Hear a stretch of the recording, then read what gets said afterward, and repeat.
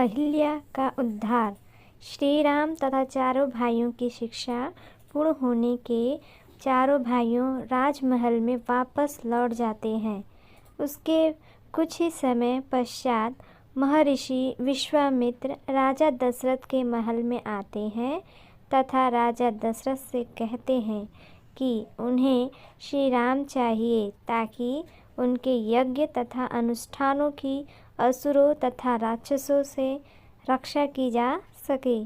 राक्षस हमेशा हमारे यज्ञ में बाधा डालते हैं और यज्ञ को पूरा नहीं होने देते, इसलिए हम राम को अपने साथ ले जाना चाहते हैं ताकि वह हमारे यज्ञ तथा अनुष्ठानों की रक्षा कर सके। श्री राम तथा लक्ष्मण विश्वामित्र के साथ उनके आश्रम में चले जाते हैं, जहाँ पर विश्वामित्र श्री राम को बताते हैं कि एक राक्षसी ताड़का उनके हर यज्ञ में विघ्न डालती है तथा उसका विनाश करना आवश्यक है। यह माना जाता है कि राक्षसी ताड़का एक यक्षिणी थी। महापुराण में वर्णित है कि यक्षिणियाँ स्वयं माँ दुर्गा की शक्ति का अंश होती हैं, इसलिए वे बहुत शक्तिशाली होती हैं। इसलिए श्री राम और लक्ष्मण विश्वामित्र के साथ राक्षसी ताड़का के निवास स्थल पर जाते हैं और उसको ललकारते हैं।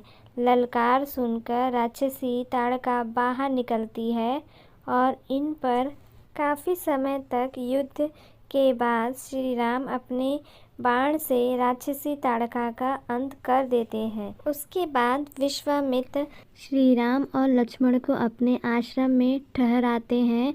अगले दिन जब ऋषि विश्वामित्र यज्ञ कर रहे होते हैं, तब सुबाहु तथा मारीच नाम के दो राक्षस उनका यज्ञ भंग करने के लिए कुछ राक्षसों को साथ ले आते हैं, लेकिन श्री राम और लक्ष्मण पहले से ही वहाँ यज्ञ की रक्षा में तैनात होते हैं और मैं दोनों अपने दिव्य बाणों से सभी राक्षसों का अंत कर देते हैं। अहिल्या स्वयं ब्रह्मदेव की पुत्री थी। अत्यंत रूपवती होने के कारण देवराज इंद्र की नीयत अहिल्या पर खराब हो गई। इसके पश्चात भी अहिल्या की शादी महर्षि गौतम से हो गई। इससे देवराज इंद्र बहुत क्रोधित हुए और उन्होंने उन दोनों से बदला लेने की सोची। एक रात देवराज इंद्र ने मुर्गे का रूप धारण करके ऋषि गौतम के आश्रम के बाहर जाकर बांग देनी शुरू कर दी।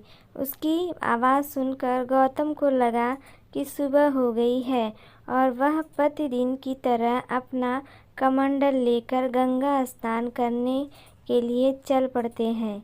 पीछे से देवराज इंद्र ऋषि गौतम का वेश धारण करके अहिल्या के पास चले जाते हैं और उसके साथ समागम करते हैं।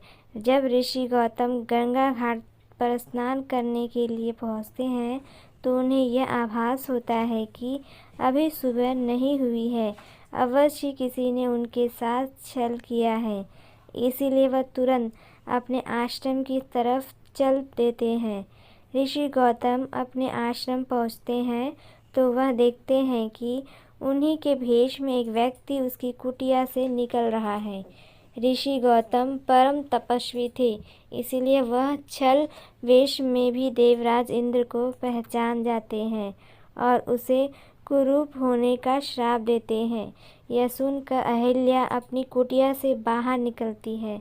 तब वह समझ जाती है कि उसके साथ छल हुआ है और अपने पति ऋषि गौतम के पैरों में गिरकर क्षमा मांगने लगती है, लेकिन क्रोध में भरे हुए श्री गौतम ने उन्हें क्षमा नहीं किया और तुरंत पत्थर में बदलने का श्राप दिया। बार बार मिन्नत करने के बाद ऋषि गौतम को अहिल्या पर दया आ जाती है और वह उसके मुक्ति का मार्ग बताते हैं। जब भगवान विष्णु राम अवतार में पृथ्वी पर आएंगे तब वह अपने चरणों से स्पर्श करके तुम्हें इस श्राप से मुक्त करेंगे। ताड़का वध के बाद वह महर्षि विश्वामित्र श्री राम और लक्ष्मण के साथ जनकपुरी की तरफ रवाना होते हैं, तब वह ऋषि गौतम के आश्रम से होकर गुजरते हैं। वहाँ पर वह श्री राम को अहिल्या की कहानी बताते हैं। तब श्री राम अपने पैरों से स्पर्श करके पाषाण में परिवर्तित हो चुकी अहिल्या को श्राप मुक्त कर देते हैं और इस तरह भगवान राम के द्वारा अहिल्या का उद्धार हो जाता है। तो दोस्तों, आपको ये कहानी कैसी लगी? कहानी अच्छी लगी तो प्लीज़ एक लाइक ज़रूर करिए।